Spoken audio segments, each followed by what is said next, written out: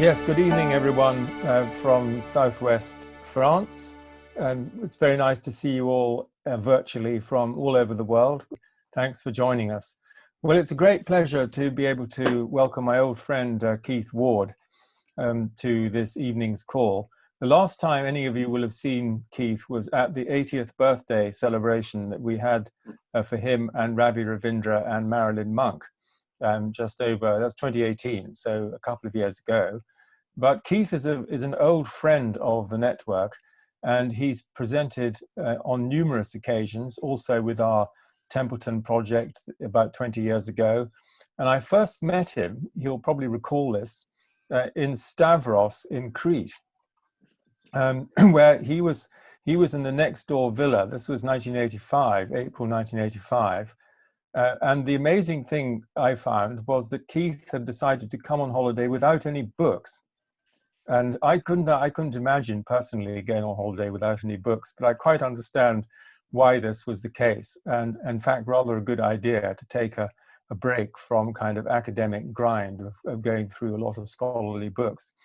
And so we've been in touch off and on since then. And I was thinking the other day that one of the talks he gave was a sort of after dinner speech at the 25th anniversary Mystics and Scientists. So that's about 17 years ago now. And he was at Mystics and Scientists again in 2018. And his talk this evening is based on not his new book, because he tells me he's actually written 3 more books since that time. But he keeps on saying he's written his last academic book. So this might be one of his last academic books, but we're not sure if it's the last and whether he'll change his mind. It's Cambridge University Press. I'm very much looking forward to reading it properly and writing a review, hopefully, for the next issue. Although I have to say Cambridge University Press are not nearly as good as Oxford University Press at getting books out to reviewers. And they tend to be rather more expensive as well than Oxford University Press, all of which I think Keith will be quite pleased to hear, because he's really more of an Oxford man than a Cambridge man, although he's been associated with many different universities in his time. So what's going to happen this evening is Keith's going to speak for about 40 minutes or so. Then we'll have 10 minutes in breakout so that we can reflect in small groups about what we've heard. And after that, we'll come after a break of 5 minutes when we'll do a brief presentation on the network for those of you who are new to us. And then we'll have questions with Keith. So Keith, a warm welcome. Thanks so much for being with us this evening. And we're all looking forward to what you have to say. Thank you very much, David. It's a great pleasure to be with the Society again. I will speak for 40 minutes, and I'll begin by saying that in 1997, Samuel Huntington wrote a book called The Clash of Civilizations, one thesis of which was that religions and cultures would inevitably violently clash with each other sooner or later. Islam and Christianity, obviously, also China and America, and the whole book was about the perils of religious thinking, especially when it's associated with political thinking. Well, in a way, what I want to say tonight is a rather delayed response to that book, but what I'll do is speak from my own background. I've been a philosopher for most of my life. And so I'm going to talk about 5 theologians or philosophers, or perhaps call them philosophical theologians, who have posed traditional religions with some major challenges. So I'm going to speak about those challenges. The people I'll talk about, just to tell you immediately, Immanuel Kant, Friedrich Schleiermacher, Hegel, Bultmann, and Troeltsch. Those are the 5 people I briefly speak about, but I'm not giving you a biography of them or a bibliography of them either. I'm using them to talk about the major challenges which the modern world, since the European Enlightenment, has posed to religious thinking, in order to go on to say what positive response can one make. I mean, there are negative responses. That is to say, responses which just say, I don't care what you say, I'm going to stick to my traditional view. I call those negative responses. And the positive responses try to say, well, I will use what you say to not to denigrate religion, but to transform religion in some way so that it meets the challenges and gives a more positive approach to the future. So that's what I intend to do. So I'll start with Immanuel Kant. Why him? Well, he wasn't a Christian, definitely not, but he was a believer in God, and he's probably one of the most influential Enlightenment philosophers of all. And he wrote a little book called What is Enlightenment, in which he said that enlightenment is the liberation of humanity from its infantile state and the acceptance of the view that everyone should think for themselves, by which he meant, well, you shouldn't, for example, take your moral views from any written text, any scripture, you should think them out for yourself. And he also wrote positively about a principle which he called autonomy. And this is a very important principle I want to discuss briefly, because it doesn't mean what most people think it means in Kant. Autonomy does, of course, mean self-government, so that you're not following the orders of somebody else. Again, that's a part of that saying, think for yourself. You don't think because somebody else tells you. So it's don't accept anything on authority, think for yourself. And morality in particular, you should think about without reference to religion. So Kant separated morality completely from religion. So here's a challenge straight away to traditional religion. For example, the traditional Roman Catholic view is that the magisterium of the church is authoritative when it speaks on matters of faith and morals. So that authority is not usually, well, is never actually infallible, but it has a high degree of authority. And what Kant is saying is you shouldn't accept authorities like that. So there's a challenge to at least one traditional religious view. But autonomy is a more difficult concept, and so is the idea of thinking for yourself. Because if you think for yourself, you quickly realize that most people shouldn't think for themselves as often as they do. That is to say, suppose you're in physics and somebody tells you about Einstein's theory of relativity, and you say, well, I prefer to think for myself about that. You'd say, well, that's just stupidity. It's not really an Enlightenment thought. You have to find out who is an appropriate authority, but on matters of relativity, I'm unabashedly going to accept somebody else's authority. I'm not going to think for myself at all. So thinking for yourself is a very limited idea, and it really needs a lot of examination about the limits of how far you should accept authority and what sorts of authority you should accept. I've mentioned physics, but I don't see why theology and religion and religious thought should be totally unlike physics. That is to say, they're both about truth, they're both about searching for truth. And when it's a search for truth, you would expect that some people are just better at it than others. They're more experienced, they have different sorts of experiences, they have more skill in argumentation, they have more insight. In music, that's obvious that Mozart is just much better as a composer than I am. There's no doubt about that at all. Why shouldn't that be true in religion, that some people really are just better at insight into the nature of spiritual reality than others are, especially since most people don't think about it at all very much? So I would put a question mark against Kant's thought that you should think for yourself in religion. Within limits, you can see what he means. Don't just blindly accept what you read in a book, but at the same time, it is important to seek people who might be, who might have better access to spiritual reality and might be able to see its implications more, and who know more about the history of their traditions so that they can discern which parts of it are lasting and helpful and which aren't. So think for yourself, yes, to an extent, but finding an authority And trying to define what sort of authority it is that exists in religion is, I think, a very important question. And I suppose I would take the authority in the end to be a matter of experience and of skill, not just intellectual skill, though that's part of it, but more wisdom, the insight into the deeper things of human life. So we would expect some sorts of authority, though we shouldn't accept them blindly, obviously.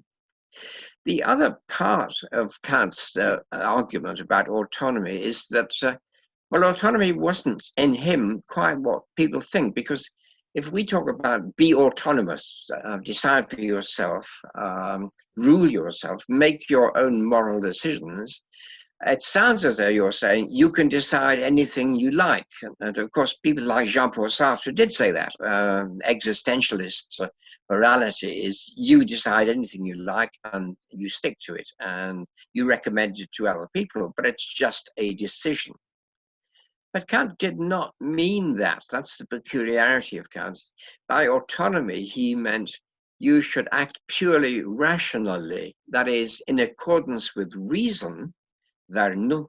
Reason is not just your personal rationality and your grip of that. It is something which is objective. The whole world for Kant. He's an idealist. He called himself, by preference, a critical idealist, and that meant he supposes that the ultimate reality is a reality more like mind or spirit than it is like matter or natural things that can be investigated by science. He did think that. And so the whole world, the whole scientific world and the whole common sense world is just an appearance of a deeper spiritual reality. And that reality, he thought, was describable as reason, a pure reason. So his moral autonomy was actually acting in accordance with reason. You remember his categorical imperative, the only supreme principle of morality for him, which was, roughly in one of its formulations, always act in a way in which you could will everyone to act, often called the principle of universalizability. Now, I'm not going to go into the ramifications of that, but it's obvious that by being autonomous, he meant acting in accordance with universalizable principles, which he later admitted almost nobody does. Actually, it's not the first thing we think of, is what I'm about to do, something that I could will everyone to do. It's a very odd question to ask yourself, really. So by autonomy, Kant meant be rational. And here's another aspect, another challenge to religion, because Kant thought that religion was a set of superstitions and traditions and non-rational emotion-based beliefs, and reason ought to be the basis of religion. In other words, revelation is not possible. You must believe what is reasonable. Now, he did think belief in God was actually reasonable, but the argument he used for that is not one most people would accept. The important point is he wanted to distinguish morality from religion and say, make your moral decisions without reference to religion at all. And he wanted to say your religious beliefs, if you have any, ought to be based purely on reason and not on revelation. You can see that connects up with the saying, think for yourself, but it limits thinking for yourself, because what he really means by that is think for yourself as long as you're supremely rational, which I suppose he thought not many people were. As a matter of fact, one of the paradoxes of the Enlightenment was they said rationality is what is distinctive about human beings, but most of the Enlightenment thinkers thought that most human beings weren't actually rational, which led to rather unpleasant consequences for colonialism and things like that. So here were two major challenges to religious thought. The reason I'm talking about this is to think, well, the way that religion and spirituality is going to go, I can't predict. But I can say that it will be a response to these challenges which have arisen since the Enlightenment, which certainly challenge many religious views, but they suggest a new positive attitude towards religion. So let's take those two Kantian points. The point that morality is completely separate from religion, and the point that really religion must be based on reason alone, the title of one of his books, Religion Based on Reason Alone Without Revelation. Well, how could one respond to that? Well, the positive point is that Kant actually thought that if you're thinking about a rational morality, you're going to base it on human happiness and fulfillment. This is what humanists would say, of course, that actually any morality can't be based on rules which some tyrant being like God has laid down for no observable reason, but it could be based on what you think will make people happy or what you think will make people fulfilled. So that's really what Kant was suggesting. And there is a positive point to that. I think it is true that if you have a religious or spiritual view which does not have any concern for human happiness and fulfillment, it's probably going to be a harmful view to hold. So that becomes something that one asks as a primary question about all spiritual views, and that is, are they conducive to human fulfillment and human happiness? So it's a change of emphasis from acceptance of a text or a revealed teaching, which you accept whether it seems to be doing good or not, to a view that you must assess religious teachings by their conduciveness to human happiness and fulfillment. And to a great extent, anyway, these are discernible things that you find in experience in human life. So there is a positive point in this challenge. But of course, one has to say that probably the view that you can simply think for yourself on the whole neglects the element of tradition. And tradition can be good. That is to say, tradition can be the experience, collective experience of the wisest of humanity over many centuries. And you say it would be actually absurd to neglect that. So a respect for tradition is needed, as well as the thought, well, you must be reflective about that and be prepared to criticize it. But if you criticize it, well, that must be for a good reason. So that's the first challenge to religion and spirituality, which is often made by people like my colleague Richard Dawkins and people, that morality doesn't need religion. Religion is actually immoral because it asks you to make your moral decisions based on some revelation which you cannot challenge. And they say that's what religion is, but that's not what religion actually has to be, or spirituality. And you could say no. One of the key tests of an acceptable religious view is that it makes for human happiness and fulfillment. But you should take tradition seriously and not neglect it. But you shouldn't be bound by it so that you can't criticize it at all. Well, that's the first little point. I move on immediately to Schleiermacher, who very differently from Kant said actually religion is about experience. It's about what you call feeling, or a sense of the infinite in the finite. So Schleiermacher's thought was, well, Kant doesn't talk about experience at all. In fact, Kant hated religious experience.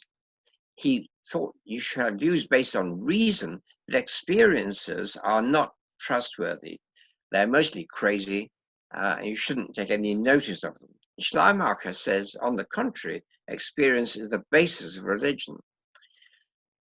Well, I think that's true to the extent that, supposing you decide to take seriously and really respect someone like Jesus, then one reason for doing that would have to be that you thought Jesus had a greater experience of the divine being than almost everybody else. So you have to think that experience was very important there. And even if someone claimed, like the Prophet Muhammad, to reciting the words of God, even then, that's an experience that Muhammad received this in a cave or wherever he received it in various locations, but it was an experience of receiving that. So experience is very important in religion. Interestingly, Schleiermacher virtually invented religion in its modern sense. He was the first person really to write as though there was such a thing as religion, which was not a particular confessional institution like Islam, Christianity, or various sects of Islam or Christianity. But he talked about religion, and he wanted to talk about religion as a global phenomenon. And this was way back in the 19th century. The global phenomenon was that you had to take the religious experience of everyone throughout the whole world seriously. So that means, yes, tradition is important, but you must be awake and alert to traditions from many different cultures. In other words, you must have a global view.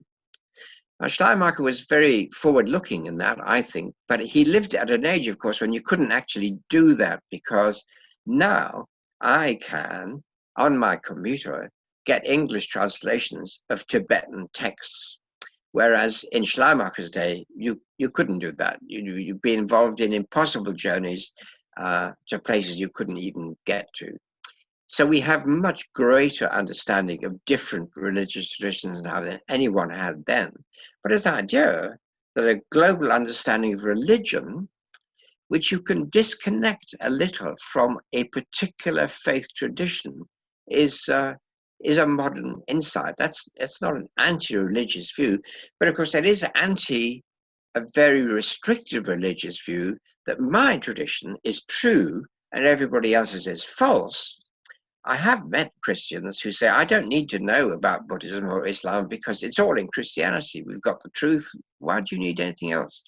Well, that's the opposite of a Schleiermachian view. I suppose the nearest person to Schleiermacher in modern thought in England would be John Hick, and in America, probably Cantwell Smith, in Canada too. They take a similar view. In fact, John Hick's book, An Interpretation of Religion, which is really a classic on modern religion. John Hick's book he starts by saying, this is a religious but not a confessional. Can you make that difference? I still know people in Britain who think theology is confessional. That is to say, you can be a Catholic theologian or a Protestant theologian or a Quaker theologian, but you've got to be something. But that's actually not true. And I've taught at Oxford for a good many years, and you can believe anything or nothing and still teach and learn theology. In fact, most of our theology students believe nothing as far as I can make out. And we help them on that course. But anyway, that's the way it goes. So there is a difference between religion, is there, as a global phenomenon, and a confessional view. So we'll come back to this later, but that's another challenge to some traditional views, that this tradition has the truth. I call that an exclusivist view. This has the truth. The others may have some, but that doesn't add anything to what is in your tradition. And a positive response to that is to say, no, actually other traditions will have probably much of value to add to what's in your tradition. There are things there that aren't in your tradition. I can think of one very obvious example, that in the Buddhist tradition, compassion for all sentient life is an important moral principle, whereas in Christianity, traditionally speaking, you can kill animals for fun if you feel like it. Hunting is all right. So there are things here which you might say different traditions can contribute positively to each other. Right, third person, Hegel. He's my favorite, partly because no two people can agree on what he said, and philosophers like that sort of thing. But Hegel actually revolutionized philosophy. He wasn't the only one, but I think the great Christian used philosopher was Aristotle, and of course it was Aquinas who used the Aristotle, and you find the traditional doctrines of, say, the Catholic Church are framed in Aristotelian terms, like transubstantiation. If you don't know what Aristotle said about substance, you'll never care what transubstantiation means. And if you think Aristotle was wrong about substance, you can't even use the word. I mean, well, you can use it, but you have to really mean something else by it. So the difference was Aristotle was regarded up until, I think, the 16th century, probably in Europe, as the master of all philosophers. What he said was just true. Well, if you're a scientist, you know that almost everything he said about science was just false. So it's the same in philosophy, really. Quite a lot of what he said was false. So you need a new philosophical background. Now, the truth is, and part of the problem with religion and spirituality today is there is no philosopher of the stature of Aristotle anywhere in the world who's alive, anyway, and no recent one either. So we couldn't point to Hegel or to Kant and say, this is the philosopher whom everyone follows. The whole philosophical world has disintegrated. In fact, many philosophers, some of the best ones, are now materialists and think the spiritual world is all an illusion. So we don't want to follow them, certainly. But on the other hand, there's no spiritually minded philosopher whom everybody would agree is of outstanding stature. That's a problem.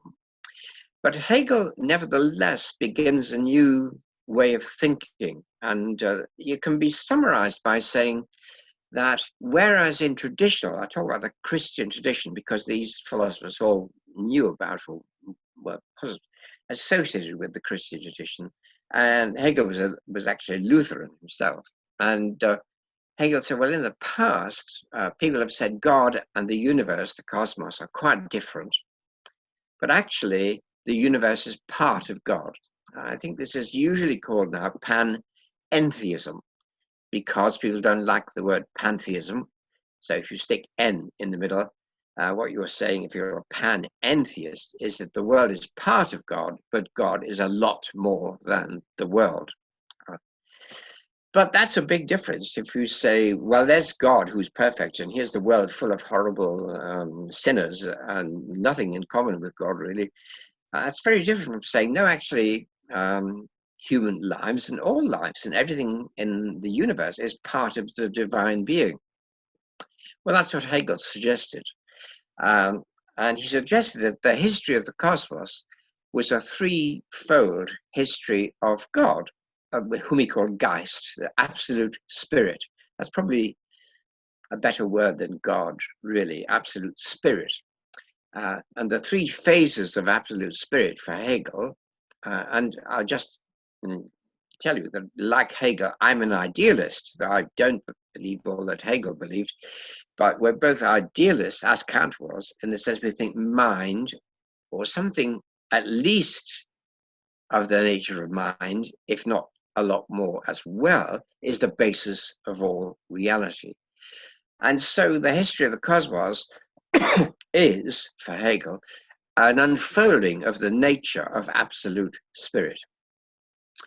And the threefold form of absolute spirit is that, first of all, you have absolute spirit in itself, that is, thinking abstractly and hypothetically without a universe. And in that sense, Hegel supposed, and I'm simplifying just a little bit here, Hegel supposed it was purely potential. That is, that the being of spirit without any universe is potency. It's the possibility of things that can be. But it's not actuality. Right? So God in God's self, or spirit in itself, an sich, is not an actual entity, though it is formed of possibilities. Difficult idea. The second phase of spirit is passing into actuality. And here Hegel's view is extremely complex because he has the view that a thing knows itself when it objectifies its nature and regards it as an object. Right? So I know myself when I'm reflected in other people. When I see myself as other people see me, that helps me to know what I am. So God needs to objectify those potentialities in the divine being into an objective world of many developing personal free agents. They are parts of the divine being, but split up and made alien or estranged. So alienation is the second phase, objectification of the divine being into an actual world, which is alienated from the divine. And then the third stage is reconciliation, in which that objectified world, the universe, is reconciled to the divine being, is re-included in the divine being fully. So that's a threefold process. First, potentiality for all being. Secondly, the actuality, but the objectification into an alienated world of the divine being. And thirdly, the reconciliation of that alienated world into the divine experience. So taken as a whole, absolute spirit includes the universe, though at this stage where we are alienated or estranged from spirit, and our task is to be reconciled to the divine by having spiritual experience of the divine and being taken into the divine experience. Now that's a very different view of the divine or of spirit from the traditional view. If I just remind you of the traditional view, which was accepted by Aquinas, Calvin, and Luther, for example, it was that God is strictly unchanging and impassible. And God being impassible means that God is not changed by anything that happens in the universe. He has no passions. He's not acted upon by anything. So whatever happens in the world makes no difference to God. That is the traditional view. And so God is not changed by the world, and God is not changed at all. God is beyond time. God is timeless. And so the temporal world, things in time, us, are never actually parts of God, because God has no parts. God is beyond time and space, and nothing can be identical with God. Right, that's the classical view. I think it's a very paradoxical view for a Christian to hold, since Christians are supposed to believe in the incarnation of God in the person of Jesus, which to me suggests that actually at least one part of the cosmos, the person of Jesus, is even identical with God. And if you say that, well, you have said that it is possible for spirit and matter, for the divine and the cosmos, to be united, to be identified. However, I'm in a small minority of Christians in saying that. I have to say the theological tradition insists on the absolute timelessness of God. God will not change at all. That would be an imperfection. Right. So the Hegelian challenge really is to rethink the idea of a timeless, eternal being in terms of a being which unfolds its nature in the history of the cosmos. And our place in that unfolding history is to be reunited, to be taken into, assumed into the divine consciousness, because this God, the Hegelian spirit, is aware of, experiences, feels everything that happens. God has all the experiences we have experienced. God remembers them always, so those experiences are always present in the divine being. And the end of the process is that we, in some form, will be able to share in that divine experience of the completed history of the cosmos.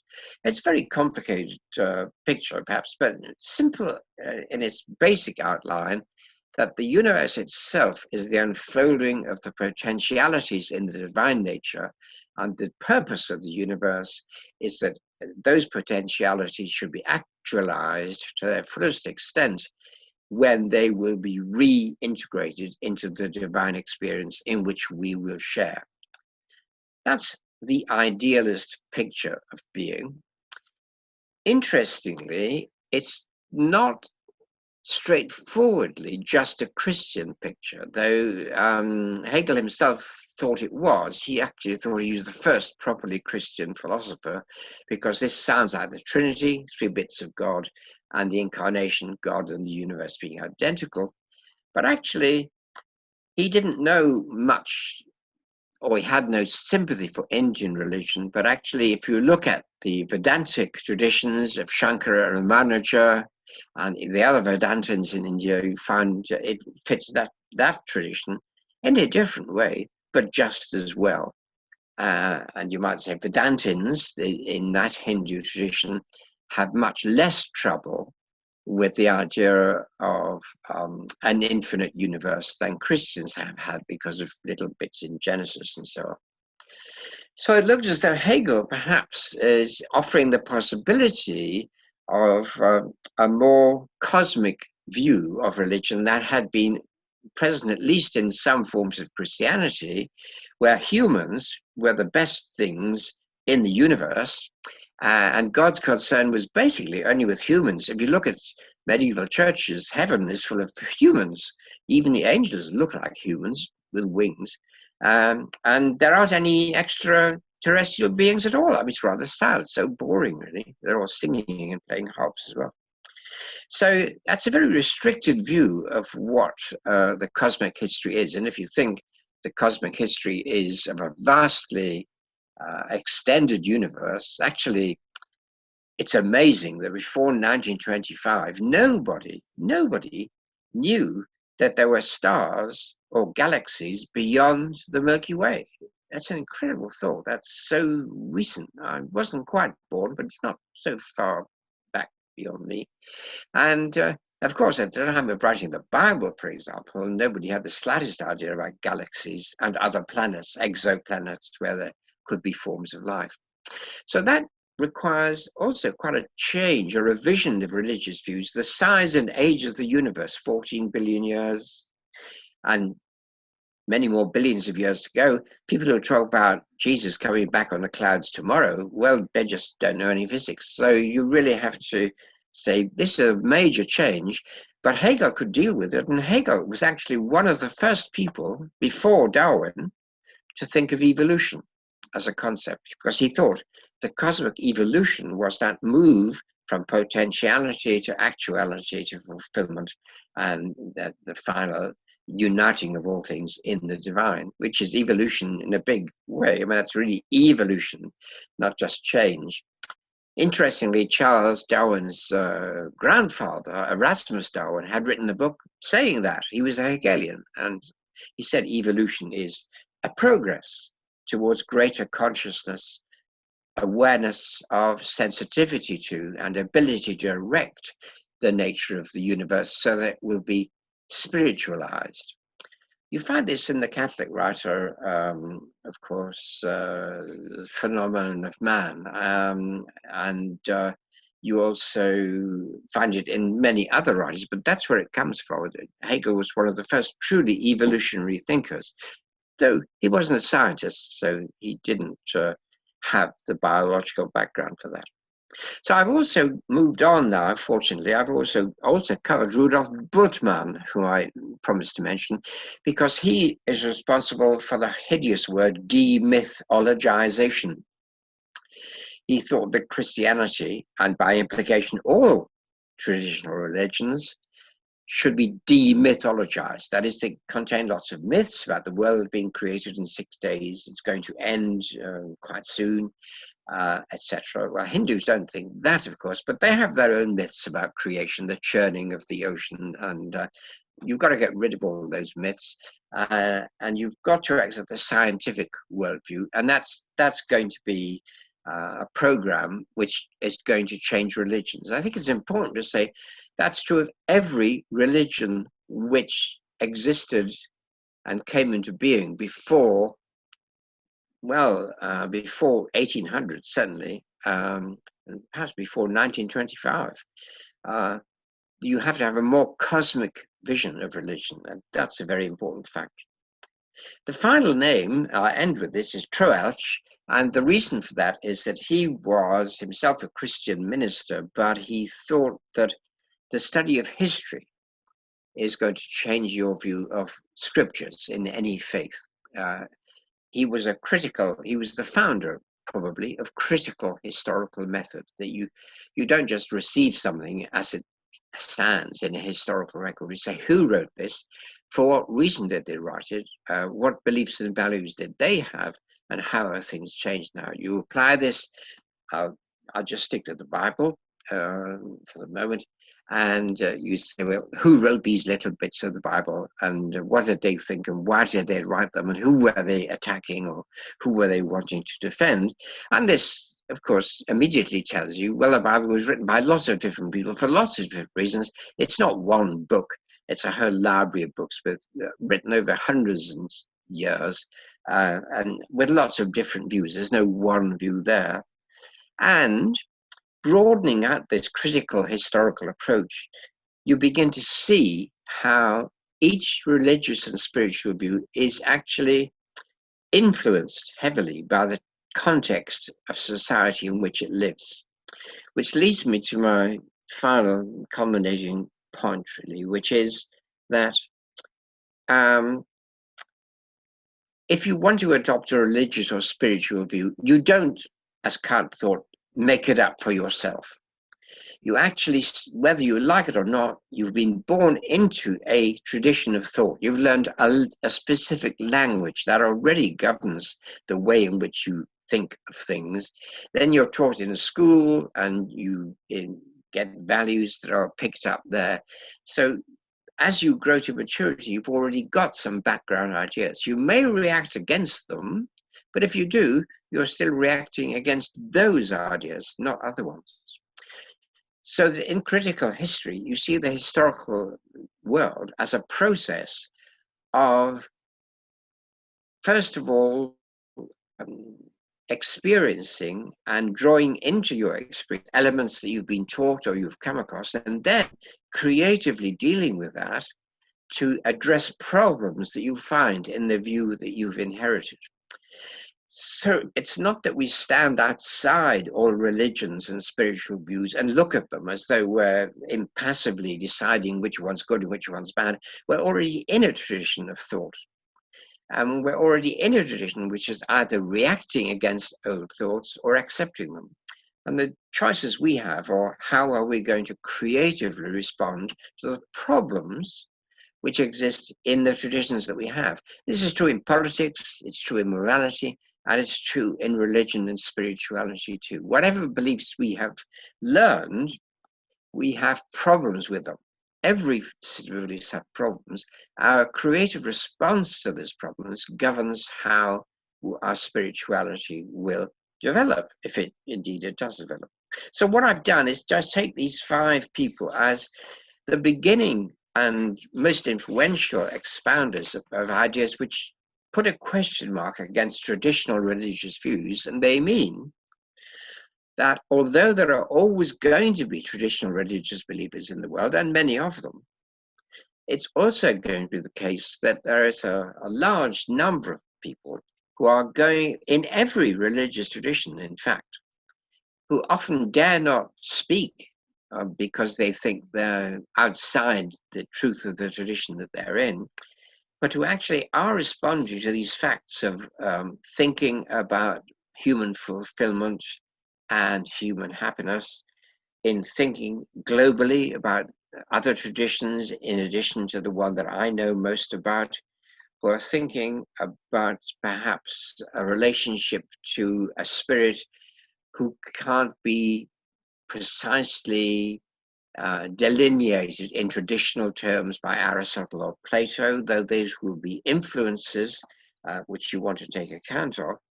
I'm thinking that we have to take modern science into account, and again be discriminating about when the science is saying things which are well established and when it's going beyond its brief and saying things like Richard Dawkins often says, that science itself is opposed to religion, which is a ridiculous thing to say, since Newton was a deeply religious man, and I think he was quite a good scientist as well. So what I'm saying is here that we do face challenges, but every generation has faced challenges. And if you want me to predict, well, let me just preface the prediction by saying every prediction is always wrong. Nobody really can predict. But I would say I expect that traditional religions throughout the world as a whole will become stronger, not weaker. But they are always breeding grounds for people within those traditions who challenge the limitations of the tradition. So what it seems to me is that the way things will go is there'll be a minority of people who are hidden revolutionaries within religious traditions by expanding from their tradition elements that they take from science, from critical history, from other religious traditions to transform their view.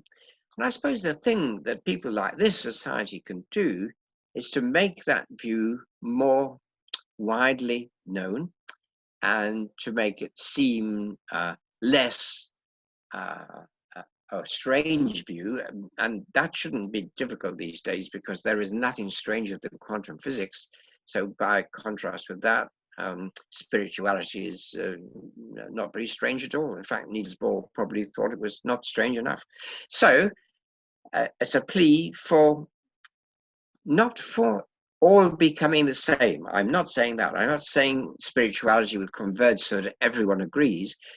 I'm saying there'll be more disagreements than ever, but they will be disagreements who face up to the challenges within traditions. So that the course I recommend, what's that worth? Not a great lot, but the course I recommend is to be within a tradition, but to make it known that you can do that expansively.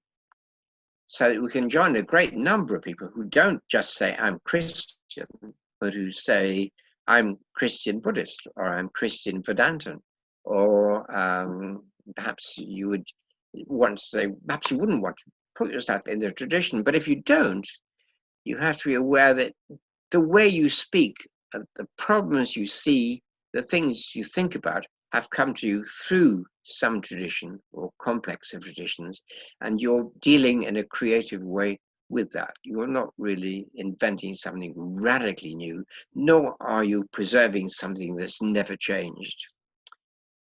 So my personal belief is that what religions and spiritualities stand for is that the ultimate reality of being is mind-like, is feeling, knowing, and willing. That the whole of the world is an unfolding of the nature of divine spirit, and that there is a purpose in the existence of the world, which is to be united with that divine life. And I believe you can find this put in various ways in every great religious tradition of the world. So in that sense, I could be called a pluralist, as long as you don't mean by that I think everybody is right. I don't think everybody is right. I think I'm right some of the time, but I can find affinities with people who put things in very different ways, but have the same basic spiritual motivations for relationship, fulfilling relationship, or even unity with a divine mind and a divine spirit. Thank you. Thank you very much indeed, Keith, for that very rich tour of philosophical and religious and spiritual challenges and issues from Kant onwards. You've given us a lot to think about, and I really appreciated the way that you drew some personal conclusions at the end. You didn't actually use the word dialectic, interestingly. No. Neither did Hegel. Well, I know. Yeah, that's what. But in a way, what you were describing was a dialectical process of being within a tradition and having a creative response. The advantages of being in a tradition, and if you're not in a tradition, then you still have to recognize that you are, whether you like it or not, because your cultural context is itself a tradition. Bernard, you're next. My comment or question really arises out of an interesting discussion we were having in our outbreak room. Sorry, breakout, not outbreak. Outbreak to do with viruses and things, yeah. and the point was this. I mean, one often focuses on the conflict between science and religion, and this battle going on between science and religion. But actually, what your talk brought out was the fact that, in fact, there's just as much of a conflict or a battle with heretics going on within the religious domain, and indeed within the scientific domain. And in some sense, the battles that are going on within the scientific domain seem to be more intense, and within the religious domain individually, are somehow more intense than the battles going on between science and religion. It's rather like the Labour and Conservative Party, where the internal battles are much more vitriolic than they are between the two parties. Yep. And even the way in which people, those two groups, react to the heretics is rather interesting.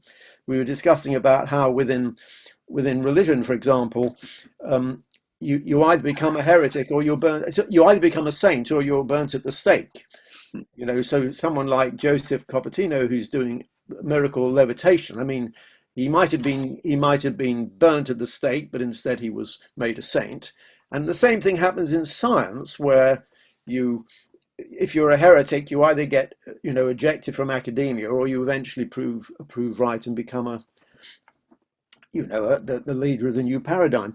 So I'm not really sure what my question is. I was just fascinated in this parallel, and I suppose the question is, do the heretics within science and the heretics within religion, do they have a natural connection? I'm not sure quite what my question is, but I mean, it seems the network isn't a place where both kinds of heresy are quite widespread. Absolutely. Maybe that's why we both get on. Science and religion meet in our groups. What's your view, Keith? Well, first of all, Bernard, I'm very relieved you were sympathetic to my comments about time, because I wouldn't like to argue with you about time. Anyway, so I was relieved about that.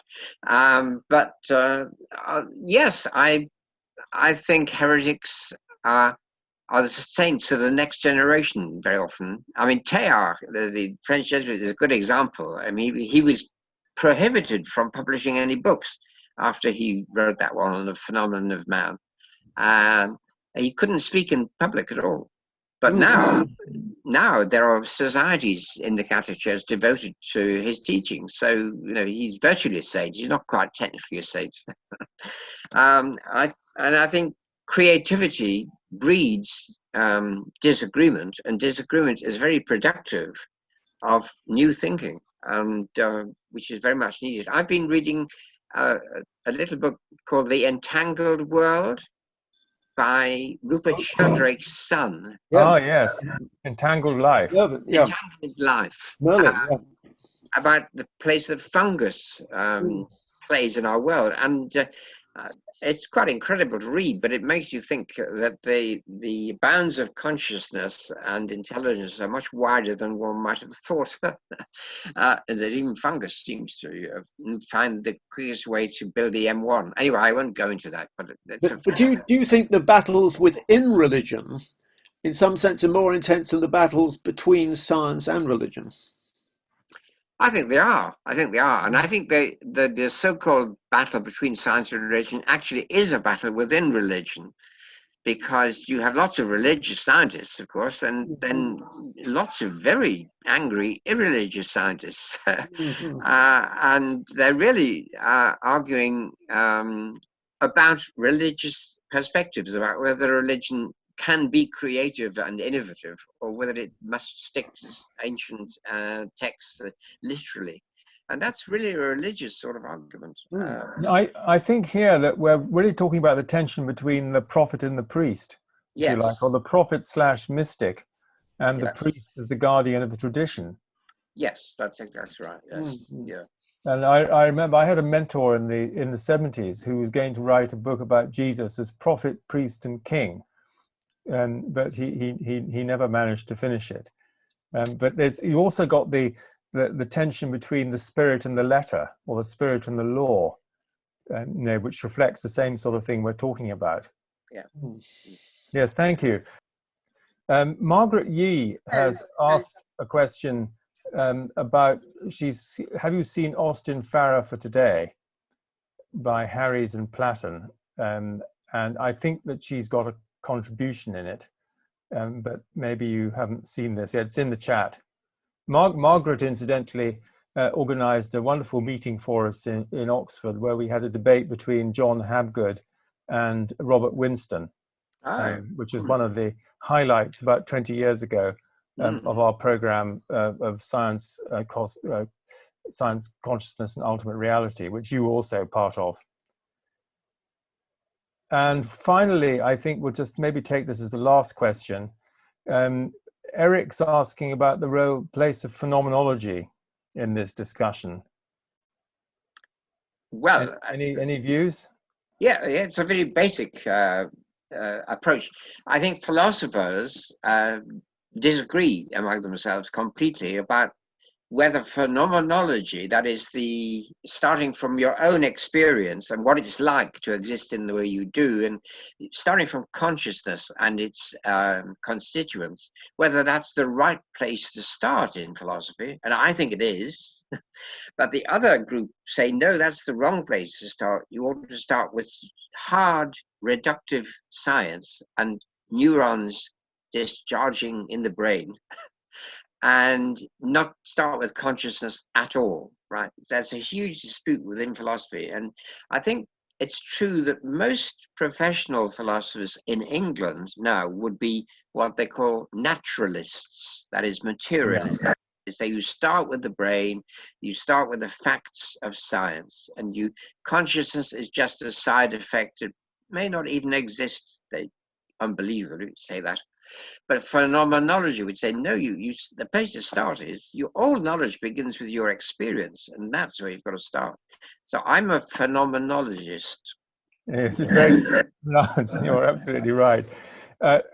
Well, this is also part of the point. We had a meeting a couple of weekends ago, which many of you will have been at, which was the primacy of consciousness and the next great scientific revolution, ? And so there are this view, certainly, as Rupert Sheldrake also points out, a lot of philosophers are moving in the direction of panpsychism or panentheism, or something a bit more subtle than straight materialism. Christoph Koch is a good example of this. And so the hardliners, the sort of tough-minded, hard people, are still in the brain, I suppose. Yes. Yeah. And then I think we'll just take this as the last question, which Christine, because it's quite an interesting one. Is there a minimum requirement in order to define oneself as a Christian? Well, I think you have to have heard of Jesus, probably. I think that's about it. Right. Okay. I want to place the limits very wide and say, if the image of Jesus as presented in the New Testament Gospels is an attractive one and one that presents an ideal which to you helps contact with a deeper spiritual reality, that is enough, I think. Thank you very much, Keith. Well, I think thanks for saying that.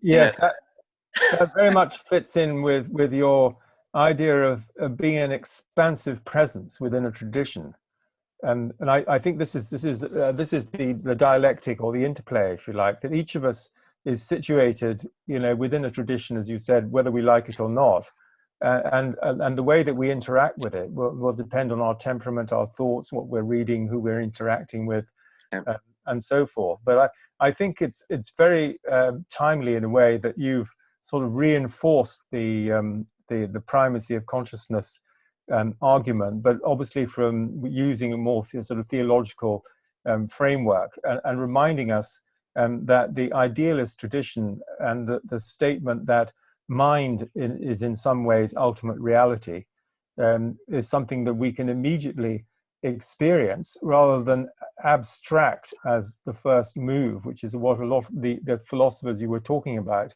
and that they're starting from this outward inward view where matter is primary and everything else is a phenomenal out picturing or epiphenomenon of matter.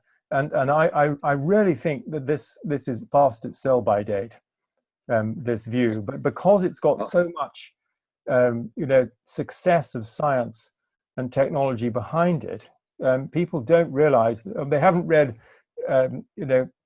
Collingwood's essay on metaphysics. They don't realize that they're full of presuppositions, and they need to examine their presuppositions and assumptions and realize that that's where they need to start from, in a self-reflexive way. And as the Eastern traditions would say, you need to ask, who is the knower? Who is doing the knowing? Anyway, I think we'll leave it at that. Thank you so much for talking to us from your home in Oxfordshire and being part of this evening. And I'd like to thank you on behalf of everybody here for a very stimulating tour d'horizon, you might say, of the challenges to religious worldviews. And we'll see you in a couple of weeks. Yep. Thanks Thank you. so much. Thank you.